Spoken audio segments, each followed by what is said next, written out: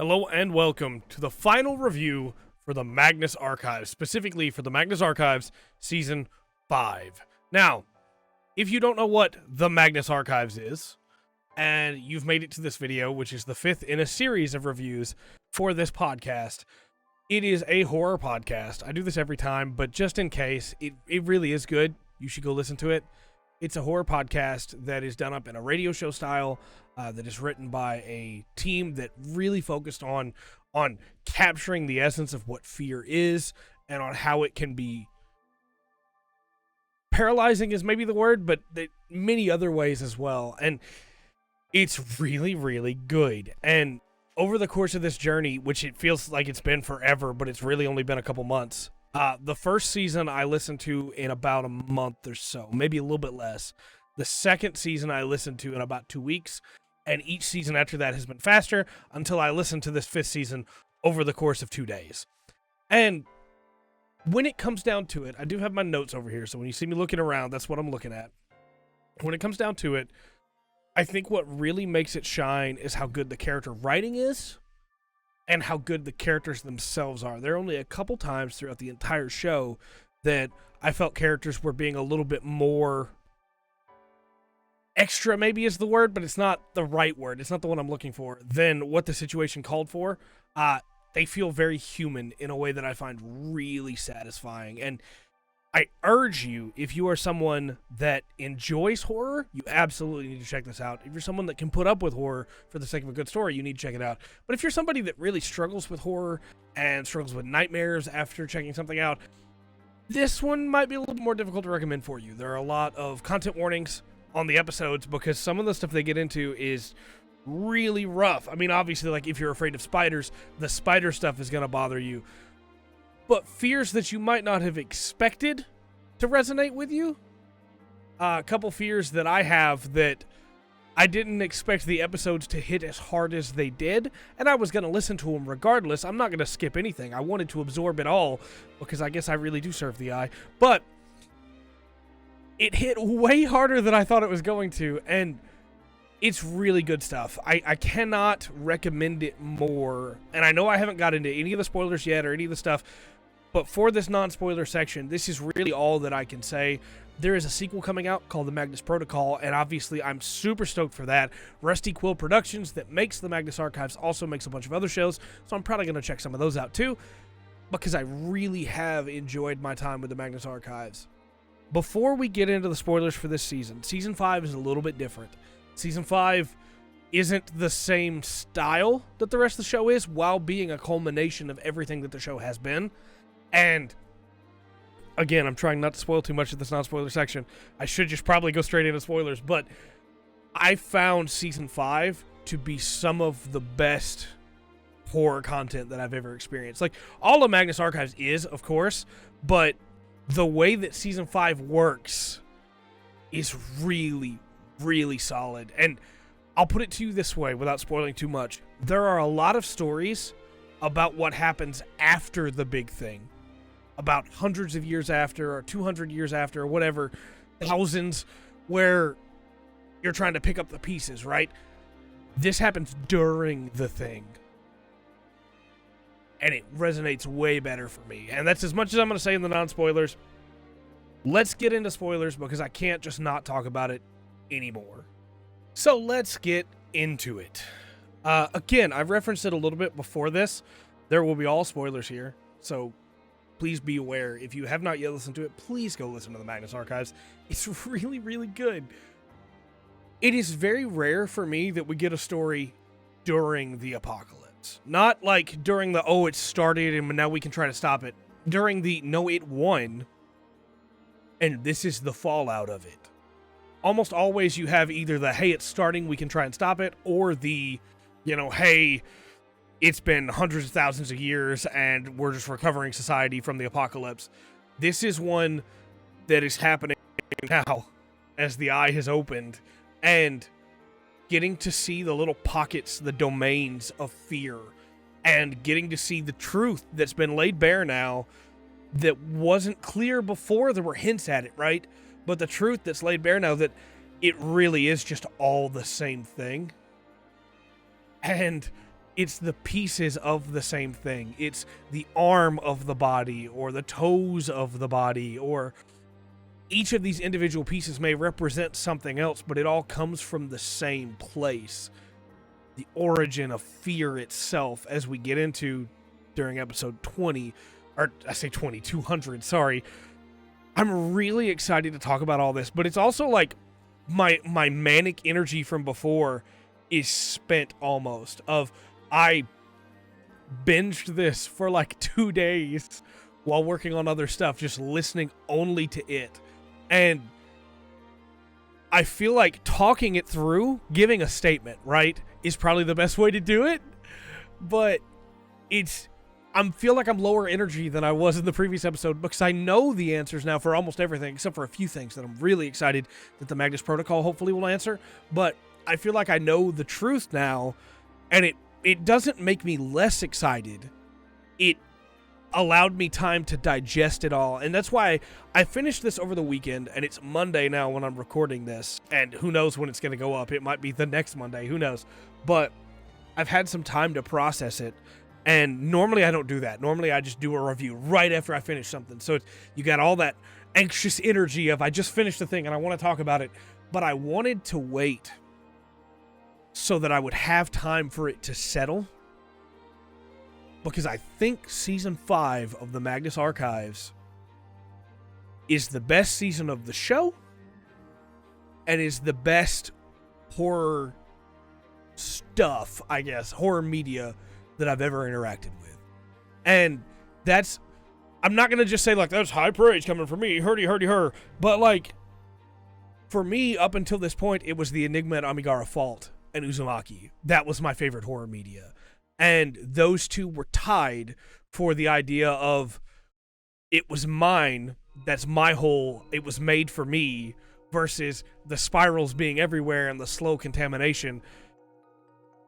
This has both of those things, and that's only a part of what it's got. It's also got, the fear of being hunted, the fear of being betrayed, the fear of being turned on, the fear of your pack not needing you anymore. And you can just go down the list, right? And I think the way, and I'm not just trying to blow smoke here, I think the way that the Magnus Archives articulates the horror in these domains is one of the best things I've ever heard. And people that watch this channel a lot will say, well, Trey, you talk about something being the best thing. Yeah, sure. I know I do. I get that. For me, it really is. I'm not being hyperbolic every time. I really mean I think this is the best use of this or the best one of these. And this, to me, is the best use of fear in media. I absolutely love it. And now that everything's been laid bare, I'm going to go back and listen to the previous seasons again. But man, did a whole lot of it just not matter. And I don't mean like it was written in a way where it was all invalidated.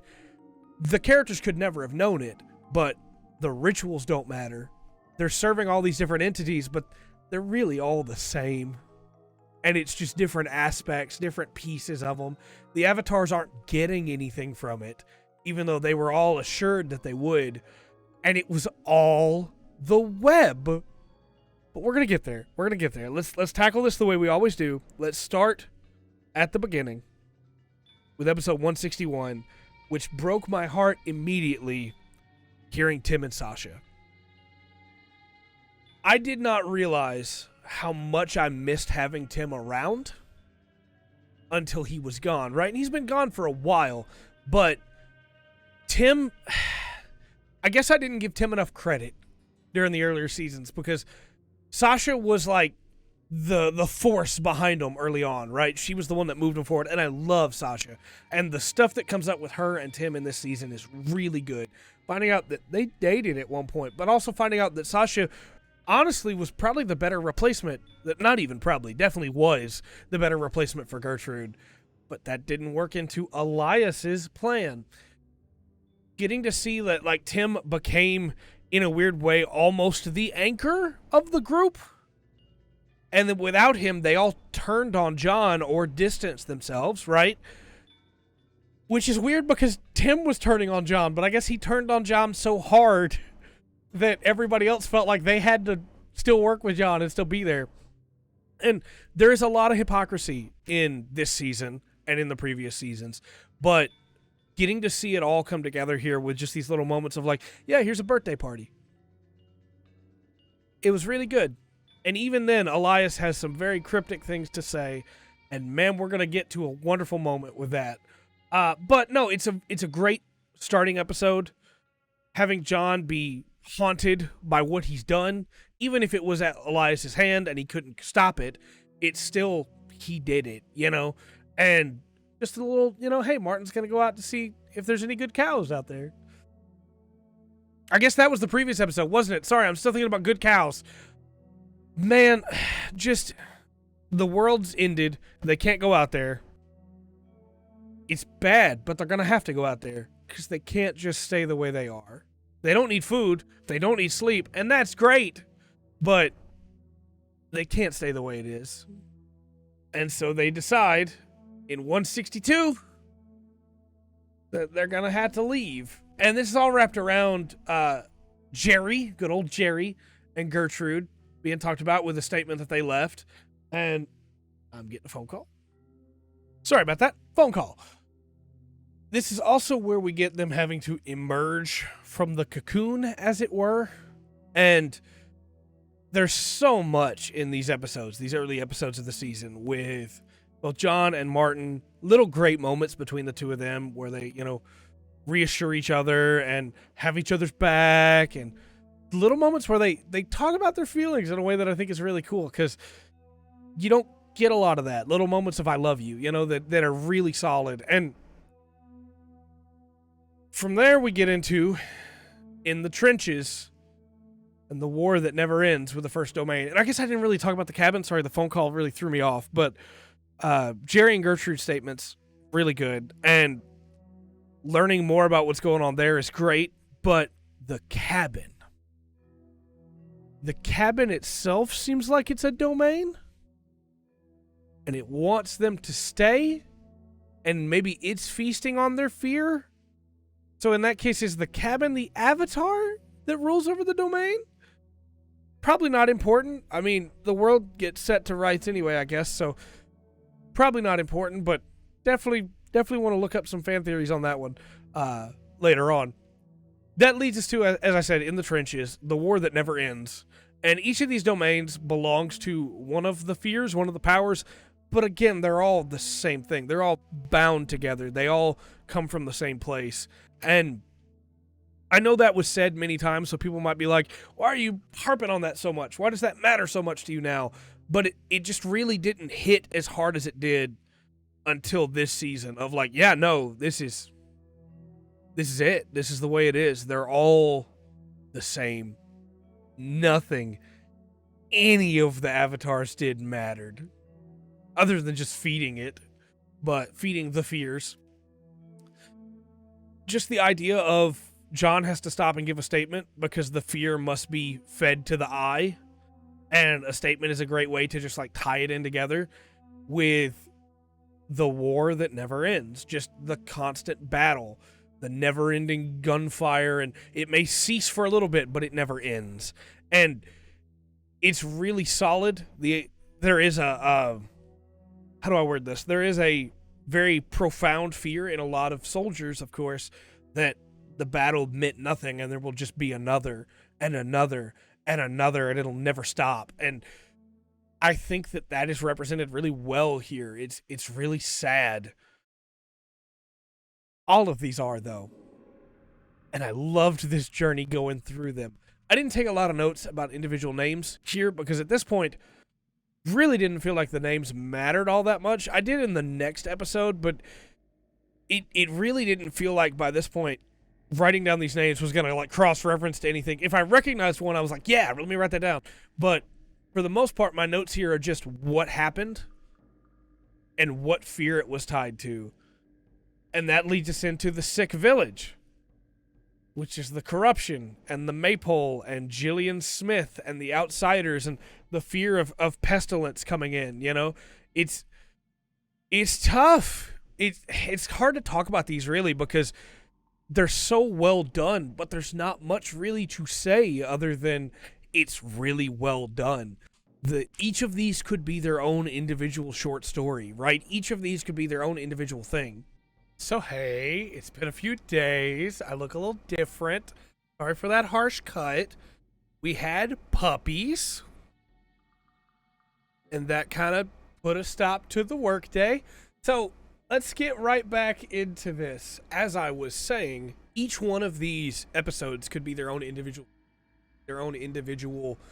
creation, that was the whole focus of the thing, was on what's going on in the episode outside of the greater context of the Magnus arc. I think the sick village, is the one that really hammered that home for me. Of this is the fear of the other, but not in the same way as the stranger. It's the fear of the people that I know not being the people that I know, or no longer being the people that I know. They've been infected, they've changed, they've turned. What are they now? And it all comes from the Maypole and everything that happens there. This is also where we get Helen shows up. There is a lot to love about this episode, but among the episodes, it is not even like a blip for me on my favorite episodes, even though it's very good. And again, I think it could be a movie in and of itself. When it comes to my favorite episodes, that starts with Revolutions, which is where we finally get the full death of the not them that took Sacha's place.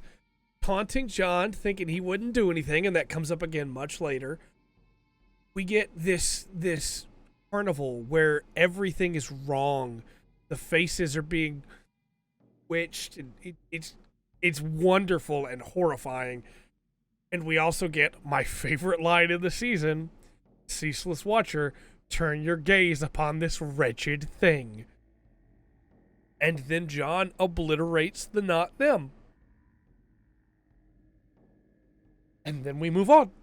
And there's really not much more to say other than that. I mean, I guess there's a lot more to say, but like what to say. Of John is using the power of the eye, because of course he is. He's been chosen by the eye too, not just Jonah Magnus. And he's using it to get revenge for Sacha, and that felt incredible, felt great. But it does lead Martin down kind of a dark path, where Martin turns to start leaning more on, hey, let's get our murder on. Let's go kill all the avatars that hurt us in the world before this. And, you know, I get where he's coming with that, especially if it would actually help the people. But it doesn't seem. It seems like they're still trapped in their torments regardless, and it truly is hell on earth, right? Even taking out the jailers doesn't stop it from being a jail. And I get why they want to do this. I'm not even saying that in their place I wouldn't be tempted to do the same. It just ultimately does nothing. And there's something so wonderful about the tragedy of that, of even now that the captor's been removed, the captives are still distressed. And I love it. I love a good tragedy. Love the idea of, you know, hey, John, he did this, he got his vengeance, he can't help those people. And that comes up again later with Georgie and Melanie, and that's wonderful how that all ties back in, of he can't help them. Nobody really can. Even if you get them away for a little while, they just get taken back. Can't stop this that way. And that leads us into the next episode, which is the worms. And so as John is giving these statements, each one resonates with a different fear, right? But the idea of these people that are having to carve their way through tunnels with their heads as they're living like worms is very unsettling. And getting to another tunnel as he didn't realize he turned, getting to another tunnel, and now he's facing the wrong way, and he's got to fight another worm, and he wins. But he's got to try and get turned around, and does this tunnel even make it back to the surface? This one I really, really liked, because it felt almost Junji Ito-ish, right? It had that core of, there is something woefully wrong here, but nobody in the situation can tell anything's different other than obviously John and Martin, right? This is just their lives now, as they've been trapped in the buried, and it was really strong. This is also where we get Annabelle Cain making a little phone call. And where we find out what's going on there, and just a small portion of it. It leads into what's going to happen. It's very, very good. After that is Curiosity with Angus Stacy and Emma Harvey. And there's a lot of good information in this episode. There's a lot of lore, I guess you could say, in this episode about Gertrude, about her assistance, as John tells Martin shortly after Martin says, like, hey, don't look in my head, please, unless I'm in danger. Please don't use the eye for me. I'd like our relationship to be a normal one, please. Which, as normal as it can be, you know, in the hellscape that they're in. But I do think this episode is really clever, because you get Angus eaten by a thing of faces that Gertrude called the Grinning Wheel. I didn't have that written down in my notes, so it took me a second there. But I believe she took it out with fire, and it was the first of the entities that she'd taken out. But she had all these assistants, and she didn't realize that Emma was tearing them apart. Like, not literally, but she would experiment with them. She was touched by the web, and maybe didn't realize it at first, but definitely realized what she was doing later. And eventually Gertrude had to get rid of her. But there's a really interesting wrinkle in this with Fiona, the woman that faints at the first sign of danger, where the fears couldn't touch her because she was unconscious. She wasn't afraid. She was out. And the fears didn't touch her until, unfortunately, she found the one that didn't care, which is the buried. When you go in that coffin, it doesn't matter. But just a really interesting idea, and another aspect that if they had been able to access Gertrude's notes before, maybe they would have been able to find these other ways to deal with it. Because Elias was hiding most of that from them. There was just no way. And he didn't want them to get away from the entities or escape them. He wanted them to be touched by them so that John could eventually do what he did. But just a really interesting episode all round, in my opinion. Following that one is Roots. Oliver Banks, who is now full on. He always was, I guess, an Avatar at the end, but now he's full on. This is his domain. And John doesn't want to find him. He doesn't want to kill him. And Martin gets pretty upset. And we find out that Martin's jealous here, that Oliver Banks was able to wake John up when Martin himself wasn't. And it's understandable, right? I imagine that people could be like, well, at least he's alive. What are you mad about, Martin? Well, like, it's hard, especially when they haven't had a lot of time to consolidate their relationship. It's hard to balance that, especially when you have feelings of resentment or jealousy that have not been resolved. And so I think this is perfectly understandable. But again, we also find out from this that people are dying in this domain, which means that eventually Terminus will claim everyone, because it'll have to take them from other domains to be able to continue getting the fear of the death, the end, as the inevitable approaches and can't be avoided no matter how hard they try. That's pretty bleak, that eventually even this hellscape will just end. Is that a good thing or a bad thing? John thinks it's a good thing. We'll get into that in a little bit. From there, we get into Fire Escape with the Desolation. Harrowing statement here. And I like a lot how these statements are not normally just one person. It's normally multiple POVs of what it's like in there, because then you get to see the full aspect of that domain. But John comes after Jude Perry, and there's a really nice touch where Martin is like, well, what about the other one? We should go get the other one. John's like, nah, he's all right. We don't need to deal with him. It's okay. Because John knows it won't do any good, and that leads to Martin asking a question, well, you know, did we help them? No, not really. This was just petty revenge. And I'm all for petty revenge. I love vengeance stories, but couldn't actually help them, no matter how hard you wanted to. From there, we get into Recollection, which is a really wonderful episode, where Martin has, like, lost it in this domain for the lonely, and he's having a hard time keeping himself intact. It's not his domain. At first, I thought it might have been, but it's not. But he's having a hard time keeping himself intact, and he drops the phrase, "I'm in love, and I will not forget that." And that's what helps him come out of it. But there's There's so many wonderful little moments in there of just, you know, Martin talking to himself about the furniture and not realizing he's already made that conversation. And in a really, really emotional way, this reminds me of a loved one that had to go through Alzheimer's. And that feeling of no matter how hard they tried, they couldn't remember it. It's a really good episode. It absolutely struck a chord with me, and I'm doing my best not to cry right now. We're going to move on.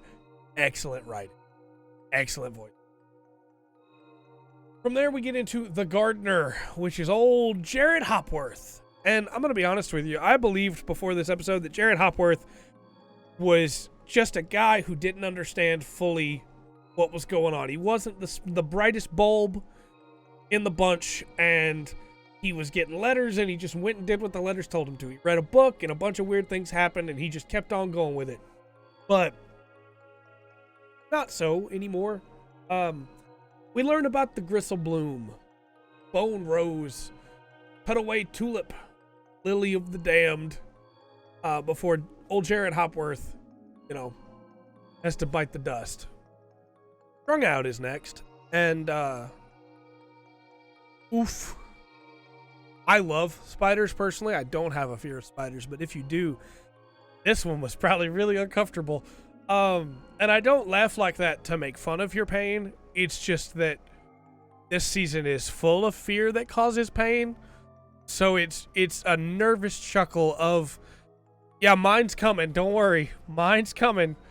But this is a really sad one, as the tragedy of Francis, as it were, where the web has this guy puppeted and strung out, and he has to do all these terrible things he doesn't want to do.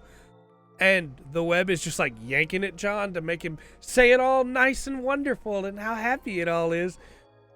It's really, really sad.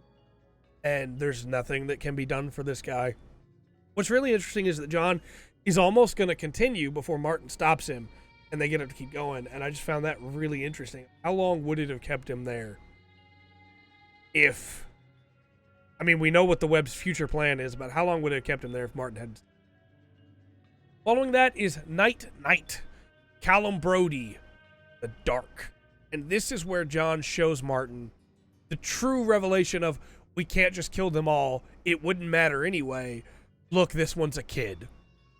And, of course, one of the avatars is a child. There's probably more than one.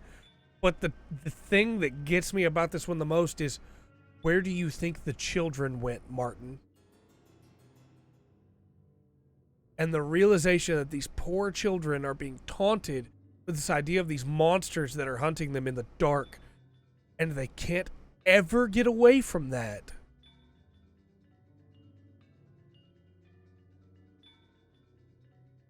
The Magnus Archives is an incredible story.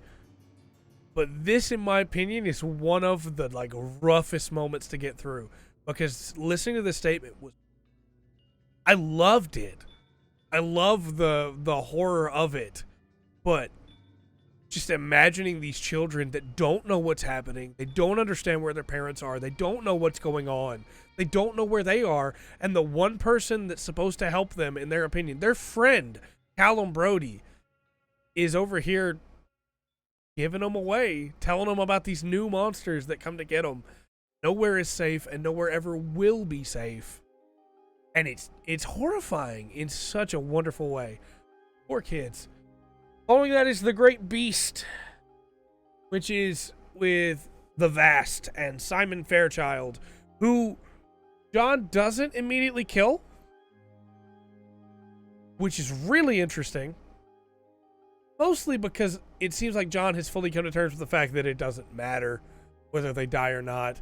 But Martin is very upset about it. Martin wanted to watch Simon Fairchild be erased from existence. And also, the people trying to run from this giant creature made up of people. And they can't. And the people in it are falling and get caught.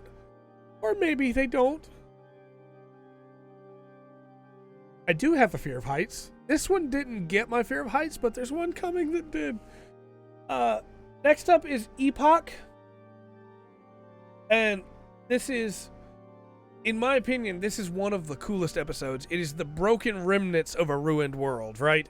It is the umbrella, the fauna, and it is the domain of the extinction.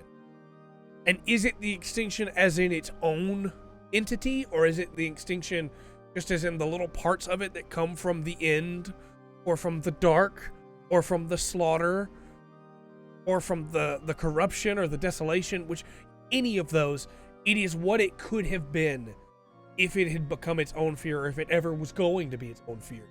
And I love this episode because it seems so mundane, it seems so simple, but it is, hey, here's a thing that was used and now lies broken, and there's no one here to use.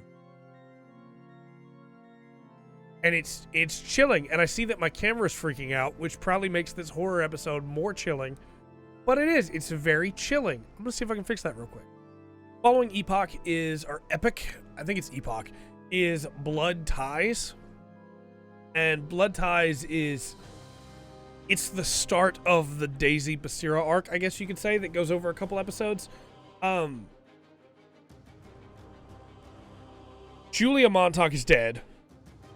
Trevor Herbert is the prey. But he's not being hunted by Daisy. He's being hunted by Basira, who kills him. And that's where we find out that, hey, Daisy's on the run. She's killing people in these other domains, and they seem to stay dead after she kills them. Because either they were tied into her previous life, or they're like somebody that was tied into her previous life, and she's gone full feral. And Basira needs this moment where she needs to know that it's John and Martin. And there's a really funny back and forth there of John just being like, I can literally tell you anything you want to know. We can't do this. There's no way for me to prove to you that I'm not the eye just from this.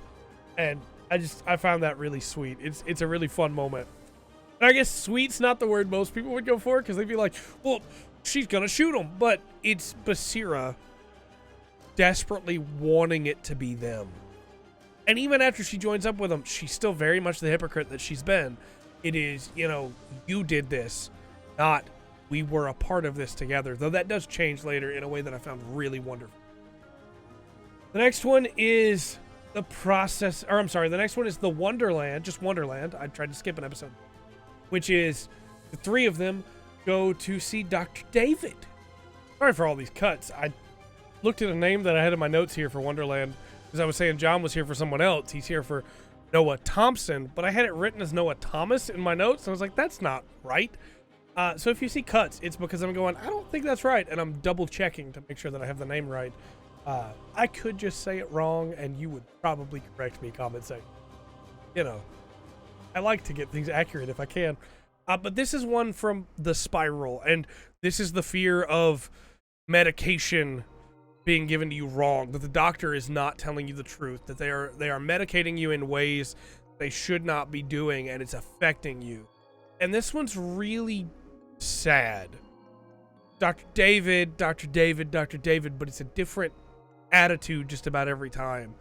And the way that the Spiral just twists it to deceive people and make them trust Dr. David only for it to be ripped away again is really, really sad, but also really evocative. It's really well written, as all of these are. And I haven't been saying, hey, it's the fear of this. I guess I should have said Blood Ties was the fear of being turned on by your pack, right? Epoch was the fear of nothing being left, of everything being gone, of an empty world that can no longer hear your cries for help or your screams, or even worse, an empty world where there's no one left to scream. The Great Beast is the fear of being crushed, or the fear of falling, obviously, because it's the vast.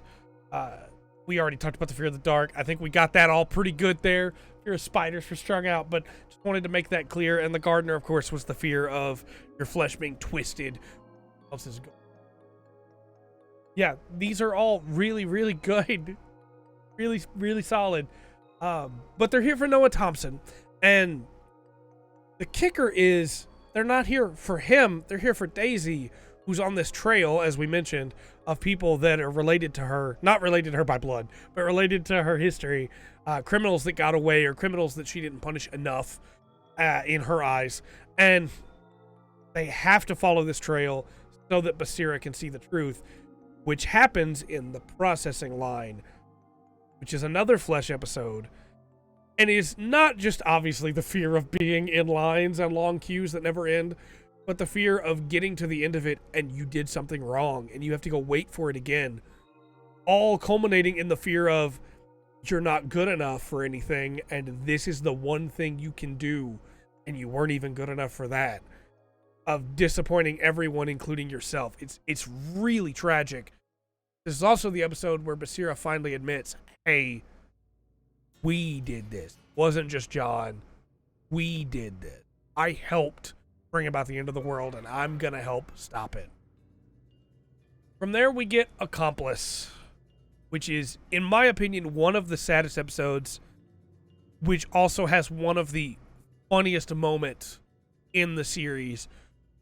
And it shouldn't be as funny to me, but it is. But it's the moment when Daisy is biting down on John, and the captions say, around a mouthful of archivist, which just beautiful.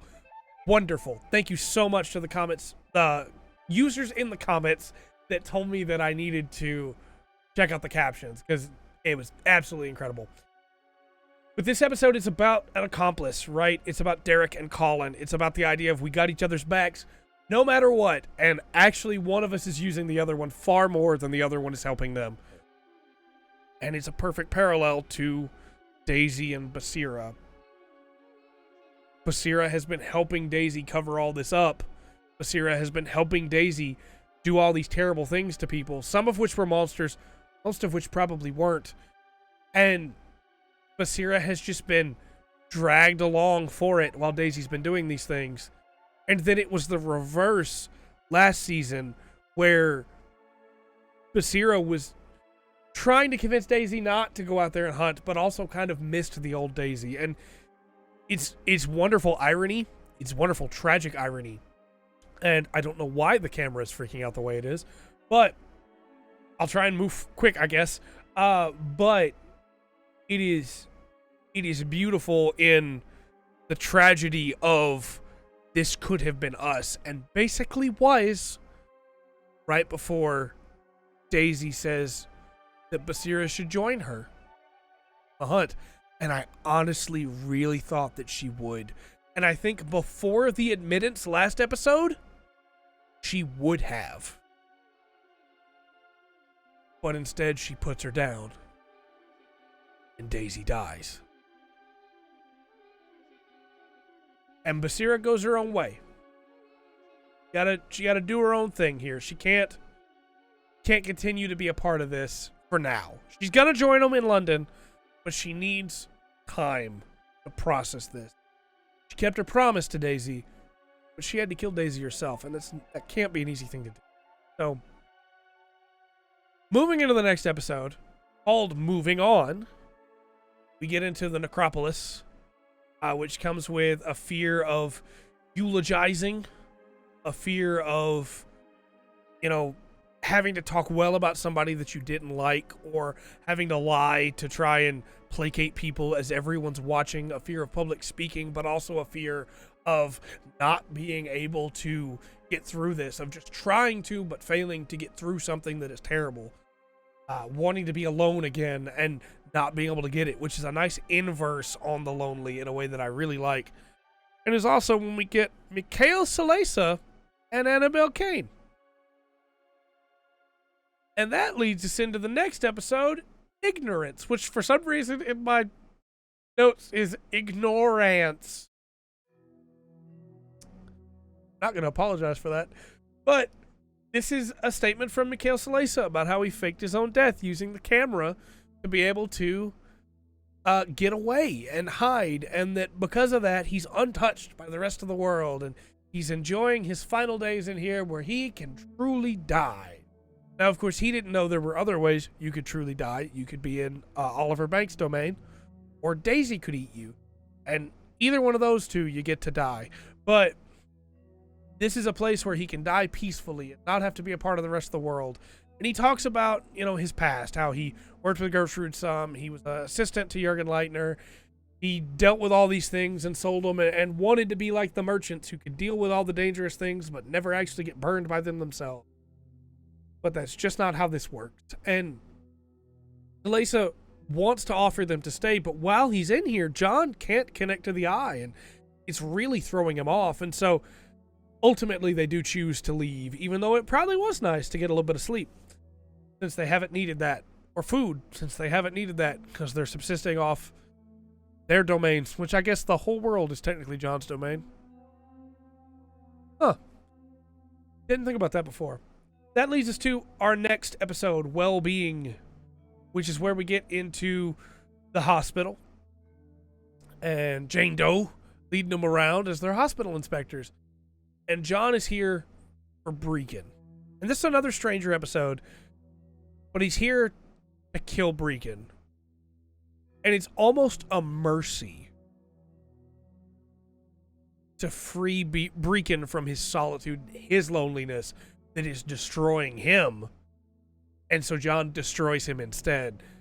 And Martin's a little confused by it at the start, but it's really great to me that they took the time to, hey, while we're on the way to London, we're going to take a little diversion. We're going to free Brecon from this. Because I'm not going to say that Brecon was ever a good guy. He did a lot of terrible things.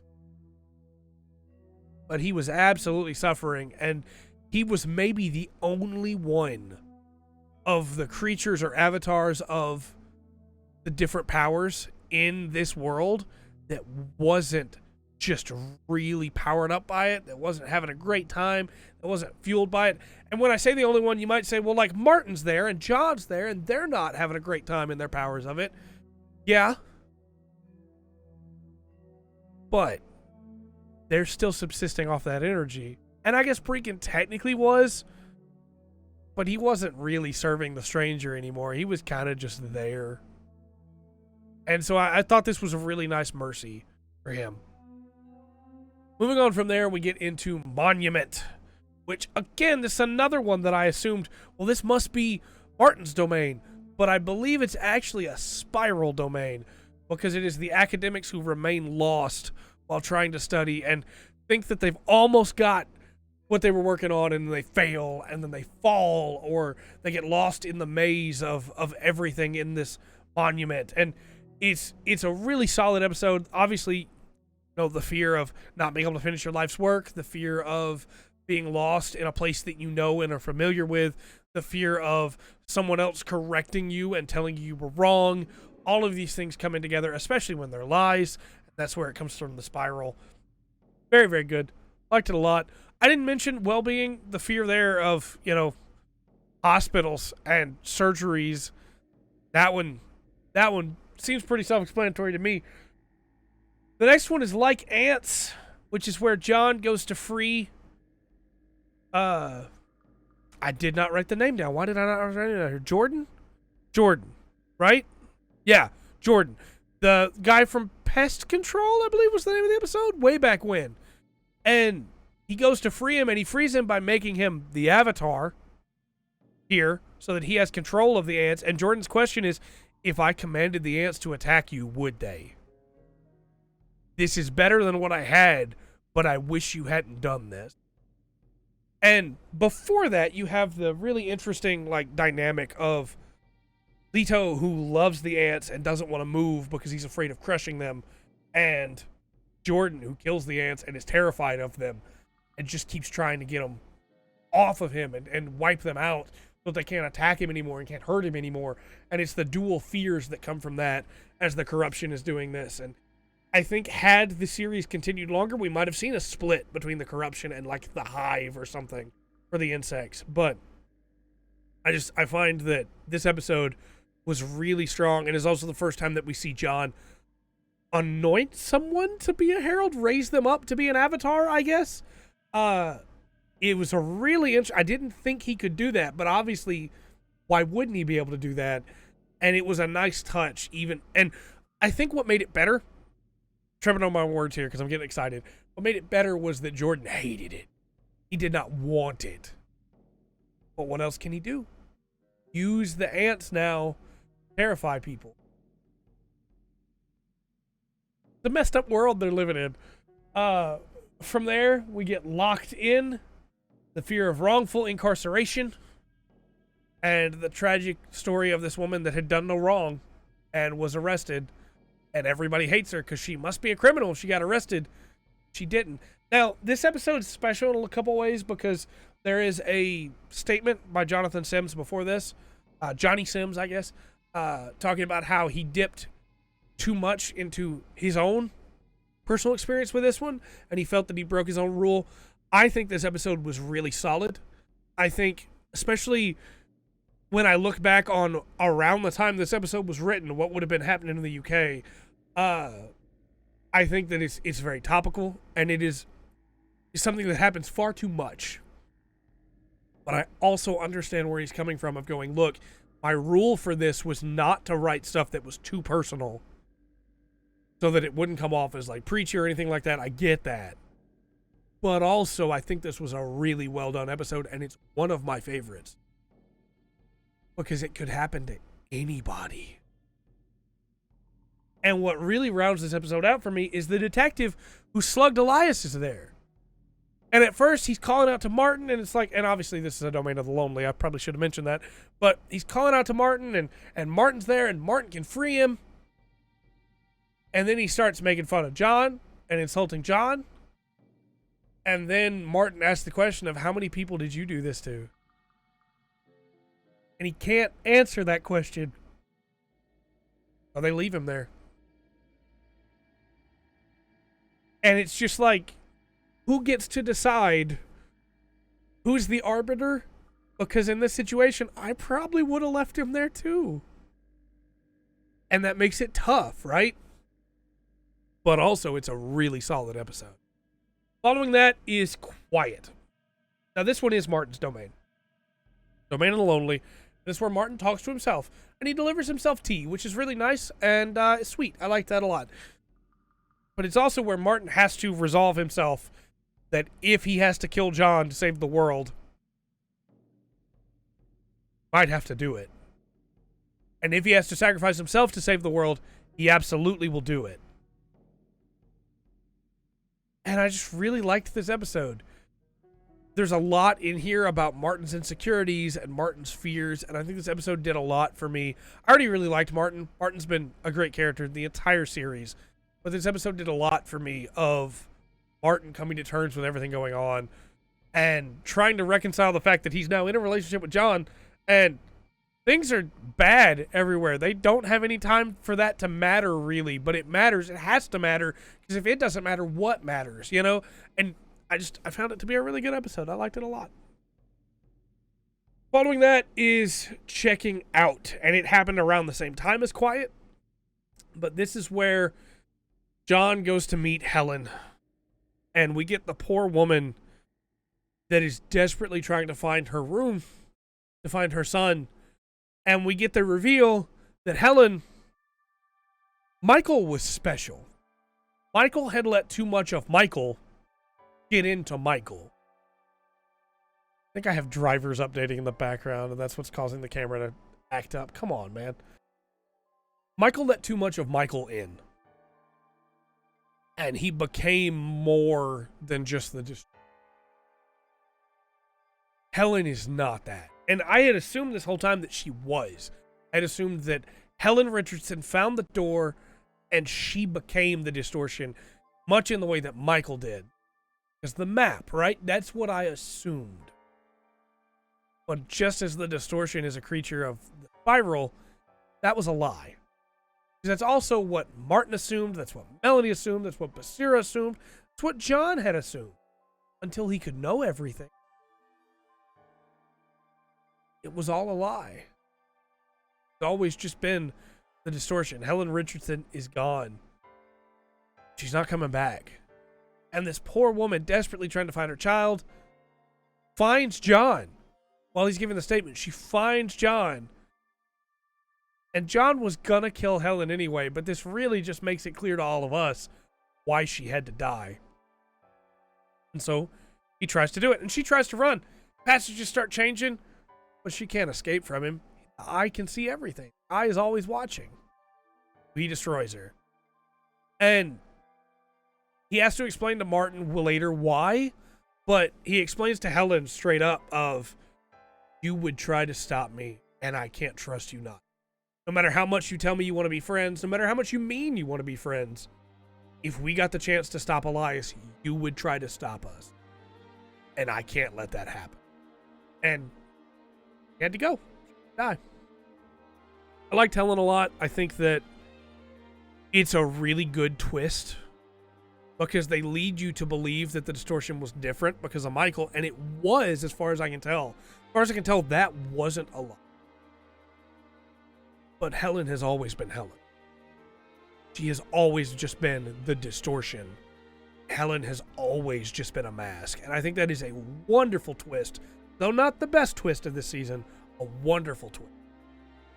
Following that, we get Center of Attention, which is the fear of being watched with Carmen. And they're getting close to London now. They're basically there. And it's the eyes. I say basically, they're in the edge of London now.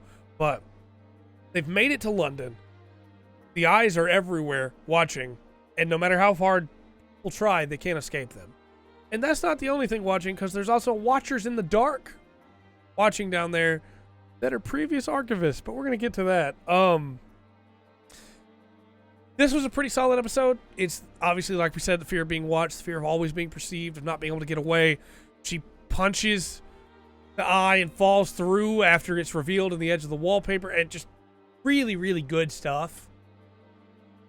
It's hard for me to do justice to these short stories because they're so different from the statements we had before. There's not a lot of like mysteries being unveiled, but I love them so much. And if I just broke them all down step by step, my eye itches, probably because I've been talking about eyes so much. If I broke them down step by step, we'd be here all day. So I'm trying just to focus on talking about the plot, but just really wonderful little episode. Absolutely would have been a wonderful Twilight Zone episode, but pulled through, and it just starts all over again. The next episode is the Piers. I almost said Center of Attention again. The Piers, which is where they get to meet Georgie and Melanie. And we also get to learn about the minister. And this is a minister not as in a priest, but a minister as in someone in the ministry, serving the government, that feels the eyes watching him all the time as he goes to do his business in the Senate. That's not right. In the ministry. That's the word I'm looking for. I just said it a minute ago. Look, I've been talking for a while, okay? And he knows that he should stand up and help. He knows that he should say something to try and help those poor people that are falling apart on the streets. He knows that. But when he stands up to speak, every eye turns to look at him. Most of those people fuse to their chairs. And his heart fails him. He sits back down. And the cycle continues. Torment never stops. The fear is always there. It's also, again, where we meet Georgie and Melanie. And we find out that there's a cult. We find out more about that in the next episode. But there's a cult wrapped around them. And they go on excursions because they're safe. Melanie can't be seen by the eye because she removed her eyes. And Georgie doesn't feel fear because of her interaction with the end. So she no longer is visible to them. Now, obviously, if they're right in front of a creature, it could probably still hit them, right? But they can't be tracked the same way. They can still be followed, but they can't be tracked the same way. And that led me to believe, what about other blind people? Are they okay? Or are they afraid of other things and got grabbed by those fears? But this leads us into Scavengers, where we get to meet part of the cult, and there's some really interesting stuff going on there. And of course, the people that they've rescued from the other domains would look at them as something special, would look at them as like prophets or whatever, because they can walk in the day. They can walk in the light of day and be untouched when none of the rest of them can. And I think there could have been more from the cult here that would have maybe made it hit a little bit harder when some of them get taken later. But I think that it's still really solid. I think that it's good stuff, right? Now, Martin and Melanie have a talk here, which I really liked, where they basically realize we've never just had a conversation before. We don't even know each other, really. And I just found that really satisfying. That, you know, that's true. They don't. And it's good that they got to talk it through. From there, we get What We Lose, which is some more stuff with the cult and the woman that believes that if she gives up her name, the powers will find her. And John being a little like, hey, that's not how it works, because he's getting aggravated that they're still down there in the tunnels under the Institute, which I forgot to mention is where the cults are staying. The Admiral is mentioned here, and we just get more of this, you know, hey, if we go to help you, it's not going to go well. Turn off the tapes, because we don't want them to find us. We've already lost some people to the fears taking them back, which is ultimately what's going to happen to all of them if Jonah Magnus can't be stopped. And from there, we get into an appointment. And this is where Georgie and Melanie have shown them the way up into the Panopticon. And they're going to meet with Jonah Magnus. And first they have to meet Rosie Zampano. And this is also where we get some more stuff about the past archivist. But Jonah Magnus he's lost it. He's gone. He's out of it. And they're not going to just be able to talk this down and end this peacefully. He has become the pupil of the eye, and there's only one way around that now. Although there's actually another way, as we're going to find out, but there's only one way they can think of right now to solve that. And it's not going to be good. The next statement is a stern look, and this is where we get, forgot to mention, we get Rosie's statement in the last one about keeping her job, even Elias, not Elias at the time. It's really creepy. This time we get Elias's statement, and this is not a statement that like he gives. John pulls this information out from the eye, but this is about what happened to Elias and how a really interesting interview that he has with good old James Wright, who of course was also Jonah Magnus, who the dark's just creeping in. Don't worry about it. Who asks him all these questions about, you know, why he's here and what he thinks, you know, what his goals are, and does he ever have any problems with spiders? Because it seems like he's looking for someone touched by the web, which John is. Always been working on this plan. But when he finds out that he's been touched by the eye instead, gives him the job. And of course we know why. It's so he can transfer into his body. And it's a really terrifying statement that also has like a reference to a book that sure sounds familiar and sounds like old Samson in the security episode, 148, I think, that wound up becoming part of it when they asked where are his eyes afterwards. Even though there it was an instruction manual, and here it just sounds like a book. But either way, very, very interesting. And this, of course, when John reveals to Martin, as we said earlier, that they can kill him, because Martin's like, hey, we got to just kill his body. That's what Peter Lucas wanted to do to begin with. We can kill him, but then the eye will need a new pupil. And that's me. And that leads us into parting. And parting is a really interesting one of Malcolm and the old man and everything going on there, where John and Martin get to a big argument about what's going on. And by the way, the story of Malcolm and the old man is terrifying, of the arm that starts coming up, the head that wants to see and gets free of his body, and it just goes, sits back in the chair again to watch him again, and the cycle continues. But John and Martin get to a big argument, and when John's done giving the statement, Martin's gone. Taken by Annabelle Kane. And that leads us into Adrift. And Adrift is a terrifying statement about a person that is under the water and is desperately trying to get up to the top of the water. And no matter how hard they swim, there's always more water, and they can't find any land. But when they get to the top, that's way more terrifying. And they go back underwater because there's no difference. Same either way. And that's horrifying. But John also finds Basira and tells her that, you know, Georgie and Melanie are alive. And we'll talk about characters in a little bit. I want to talk about Georgie and Melanie. I like them a lot. We'll get into like all of that. But he tells her they're alive. He tells her Martin's been captured, and she's with him. She's on board now. She's had time to process everything. Let's go. Let's go to Hilltop Road, because of course it's Hilltop Road. And of course it's Hilltop Road. We're going to get to that. Because I was right. No, I was wrong, but I was partly right. But they got to go get Martin back. So they go together, and that's where we get this old house, which is where Annabelle Kane talks about the crack. It's where we find out that the tapes all this time have not been the eye, but instead have been the web. The crack is, in fact, just as I surmised, a portal to another dimension. And the web has been opening it, widening it, little by little by little by little by little, until now, they could theoretically go through.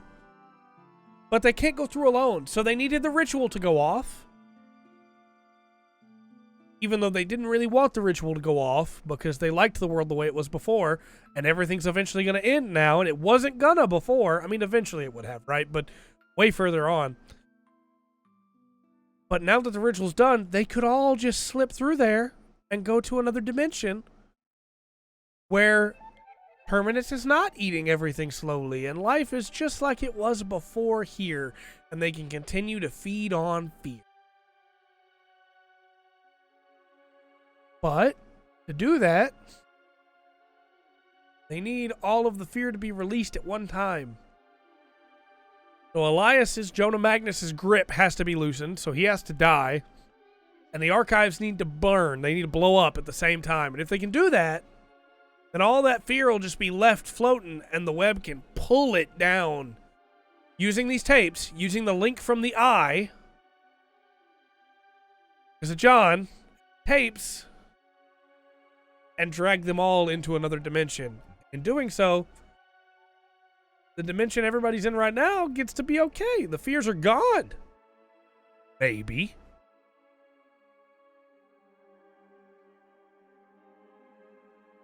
And the realization that the tapes have always been the web, it makes so much more sense. Because I just assumed, yeah, it's the eye. The eye wants to know. It wants to learn. It's keeping track. But the eye can know anything that John knows. It can see through any eye, real or fake. Anything perceived as an eye. Why would it need the tapes? The tapes have been spread into a web. Annabelle Kane has set this up where when they get there, John is going to have to face her or lose Martin, and they'll make a deal. She talks a little bit about Raymond Fielding and everything there with Martin leading up to it. But that leads us into Connected, which is where they talk about the deal. They talk about the plan, and Annabelle Kane leaves. John doesn't kill her, lets her leave, because it wouldn't really matter if he killed her anyway. And off she goes, because they all know they're going to do the plan that the web's laid out for them, because they've been dancing to her tune this whole time. They're determined to discuss it. They're determined to come up with a plan, and would it be so bad, really? Feeling this, I guess, from when we get to seeing it through. But would it be so bad, really? If the fears went away? The world could go back to some sort of normal? They wouldn't have to fight with the fears anymore? Everything would be great. All it would do is doom another dimension to have to deal with them. But that's not their problem, right? John basically says, hey, we'll talk about it later. I don't know why I struggled over how I wanted to say that, but from there we get the precipice. And precipice is the fear of falling as the team's back together, and this is the one that got me. Out of all of them, I was fine. I was doing good. There have been a lot of unsettling ones. There have been some that hit way too close to home, but this is the one that got me, and it's because, as much as I hate to admit it, I am terrified of heights. And it was okay when they were just going down the ladder. The ladder on the cliff is not ideal. I didn't like the idea of being on a ladder on the cliff. But it was when they got to the bottom and had to jump off. My stomach's turning just thinking about it now. Into the void below. How far is that fall? How long were they falling? Anyway, they do this so they can get back together, and Martin and Basira get to talk, and then they get to meet, and seeing it through, they get to meet Georgie and Melanie, and everybody comes back together, and they're having a good conversation, and we get little bits of information here, like how Georgie wants her cat back, the Admiral, which is heck yeah, and there's a good chance that Gertrude did all this for her cat as well, all that she did, so like, cat lovers represent. But I'm a dog person personally. I'm so sorry, cat lovers. But I have 4 cats in this house, though. Anyway, back on point. They have to make a choice. And it's a tough one to make. Do they doom somebody else to save themselves, or do they focus on trying to end it? Because John could take Jonah Magnus's place. He could do it. And if he takes Jonah Magnus's place, then he can just end everything there, and the fears will be dead. Because there'll be nothing left to feed on, and they will suffocate. That's not the right word. They will starve and die. But if he does that, so does everybody else. He ends the world, and it's done. But the other dimensions get to continue living. And everybody else is on board with Plan B. Everybody else is on board with sending it somewhere else. And I can't even say I blame them, because if the choice is you get to live or they get to live, you get to live without any of the fears. Or they get to live with the fears and possibly don't cause a ritual that causes the end of their world.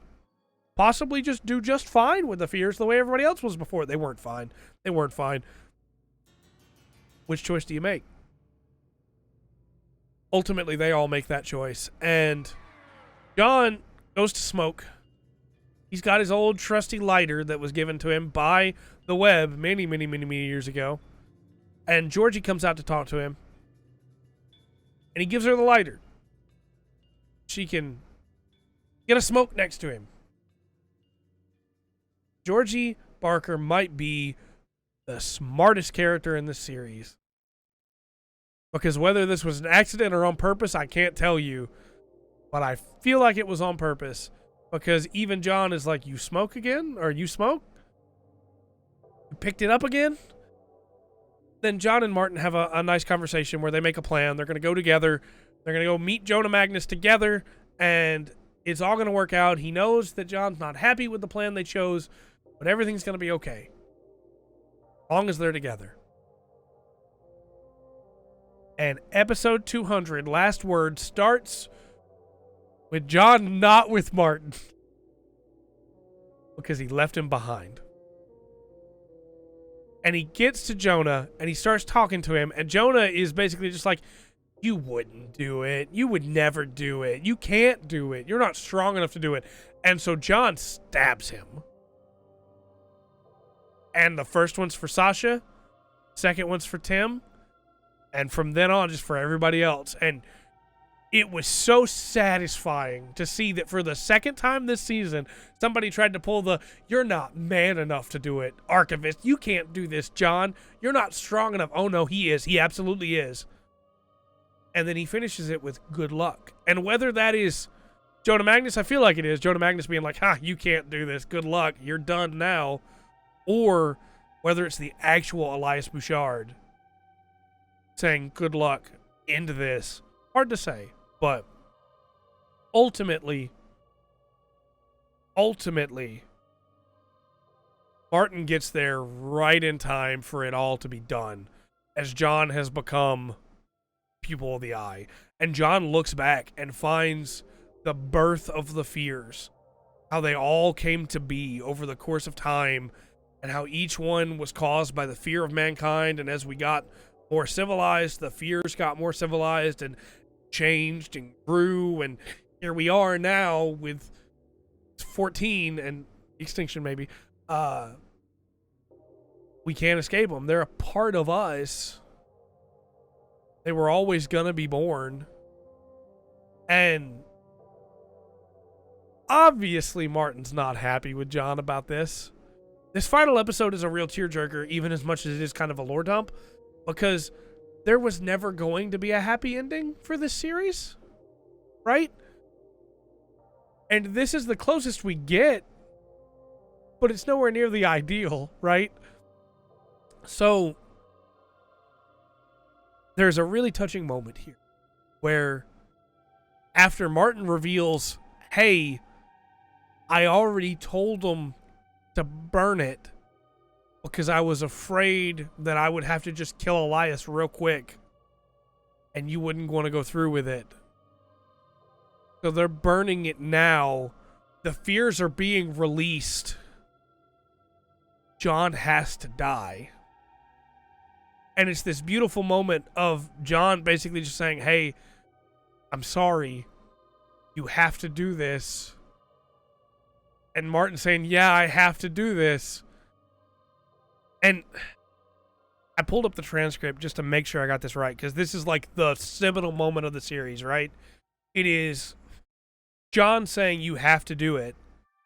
And Martin saying, can't, but he has to. You know, John tries to get him to leave, and Martin won't leave without him. And John tells him, live or die, whatever happens, they'll be together. If he stabs him, and they get dragged together with the fears into this new dimension, whatever happens, whether it kills him or they both make it, they'll be together. They'll either die together or live together. Kiss. Martin stabs him. Recording turns off. When the tape turns back on, we get Basira and Melanie and Georgie digging through the rubble, and they find one tape recorder. And there's no sign of John. There's no sign of Martin. They mention how Simon Fairchild has been brutally killed by the people of the world that's trying to rebuild because he doesn't have power anymore. And the Admiral's almost back to normal. Thank goodness for canned tuna. And then it all rounds out with Sierra saying, look. And so let's wrap this up, right? Let's round this out. Let's talk about this. Let's break down to the core of the Magnus archive. I didn't really talk about the Admiral and what was going on with him, how he was a cat hunting, and how he'd given himself to the hunt as well, but he was the predator against the prey. He was almost like the Avatar, I guess you could say, of his domain. I'm just glad the Admiral came out of it okay. The revelation that the web was behind it all the whole time is incredible, and that the web was the only one of the fears that figured out that there was more to it. She was the smart aspect of the fears, and she found the dimension, the boundary, the crack, and knew that it could be an escape and wanted to go through it for more fear, right? And so she picked the eye, the dumbest of the bunch, the one that has to be dumb, even though it's constantly reading, because it reads too much, it learns too much, it craves more knowledge, and put it to use. It's a wonderful twist. It's a wonderful revelation, and Magnus Protocol's coming. I'm so stoked for it. I hope it gives me answers on John and Martin and what happened to them, because I just want them to be okay, man. John could not have made it if they had just sent the fears to another dimension. He would have just died too close to the eye. Martin might have too, but this way they're gone, hopefully happy together somewhere, and that's got to be good enough right now. So let's talk about the characters. Let's start with Georgie. As I said, Georgie is either accidentally the smartest character in the series or just really lucky that she was able to get John to give her the lighter. I believe it's the first. I believe she knew that he would try and do what he was going to do. She dated him for a long time. They lived together for a while. She knew him. And I believe that was her doing that on purpose to get the lighter so that he couldn't keep it from them so that they could set the archives alight.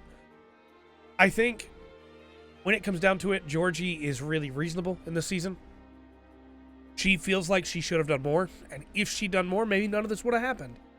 And she's just doing her best. Trying to help take care of Melanie, trying to help keep people alive. She's doing the best that she can with what she's got. And in a weird way, it almost makes her like the strongest character in the series. Melanie has chilled out a lot, but she's still very upset. her and John have not patched things up, and she still really hates him, but she also recognizes that killing him would not fix things. It would just be doing what the Slaughter had wanted her to do before, and that John is trying to make things better, and that she was a part of this too. And I really like Melanie's arc where she winds up. There were a couple times throughout the series where I found her really frustrating because I knew it wasn't her fault, but it didn't make it any less annoying when she was being hypocritical and blaming John for everything. But I think that the arc that she takes is really good. And there's a lot of fun things with like the hymns and the poems that are produced to her. And she's just like, yeah, you know, I wish you wouldn't do that. It's not, I'm trying to help you. I'm not trying to be your god or anything. Basira winds up with a really solid arc. She was very hypocritical for a lot of the series, but she was put in a bad situation, partly by her own fault, and didn't know how to get out of it. And I really like the way that her story wraps up as well. I think that it's really solid, and I like her return to form towards the end a lot. I really, really like John and Martin. I think they were exceptional characters. Jonathan Sims is a really tragic character in a lot of ways, especially at the start of this season. He knows everything. He knows that he did this. He knows that he can't take it back. He knows there's not a good way to fix this. And that's the process that this goes on, is him having to deal with that. And Martin desperately trying to help him, just desperately trying to turn things around, trying to make sense of everything happening, and trying to make sense of himself and his own feelings, trying to put everything together. I really, really liked Martin this season, because every time, no matter what, when the chips were down, Martin was there, and Martin was helpful. Martin had his back. And there's so many moments where you could tell John wanted more out of what was going on. He wanted to be able to spend more time with Martin. He wanted to be able to focus on what they had. He wanted to be able to focus on his own feelings that he had to fight and wrestle with the fact that the eye was showing him everything at the same time for. There's a wonderful moment where, I guess it's not wonderful for them, but where they're sleeping and Martin wakes up from a nightmare and John's eyes are open because he can't keep them closed because the eye is always watching. And I just want the two of them to be happy, man. I feel so bad for them. It was exceptional. I love the Magnus Archives Season 5. I love the Magnus Archives as a whole. I think the series is great. And at the end of the day, it left me with a little bit of a void after finishing it. It almost worked out that the microphone was on the fritz and I couldn't record right away because I was really sad after it was done. I wanted more. And the Magnus Protocol is coming, so I got my wish. And thankfully, I got into this right before it's coming out, so I didn't have to wait near as long as most of you did. But no, it's exceptional. It's really good. Elias was a great villain. Jonah Magnus, I should say, was a great villain. Annabelle Cain was a great villain. The web pulling the strings the whole time. Great twist reveal. The tapes being part of the web. And that's why they were always playing whenever important information was there, so that it could be used as an anchor to pull the fears through the crack. Oh, it's so good. I love the Magnus Archives. If you've somehow listened to all of this, all of these spoilers, and haven't listened to it, you absolutely should go back and listen to it. I'm excited for the rest of it. I want to check out some of the other Rusty Quill shows, honestly, and see what else they got going on there, because this writing was really good. Voice acting was exceptional. The editing was really clean. Presentation was wonderful. This was great. And I didn't have to pay for any of it. This is a completely free series that you can listen to whenever. It's absolutely worth it. And they didn't sponsor this, but I would gladly take a sponsorship from the Magnus Archives for anything to try and get more eyes on their stuff, because it's so good. Let me know your thoughts in the comment section down below. And until next time, I've been Ray. This has been The Full Spectrum. Remember to always enjoy the full spectrum. Magnus Archives has to offer.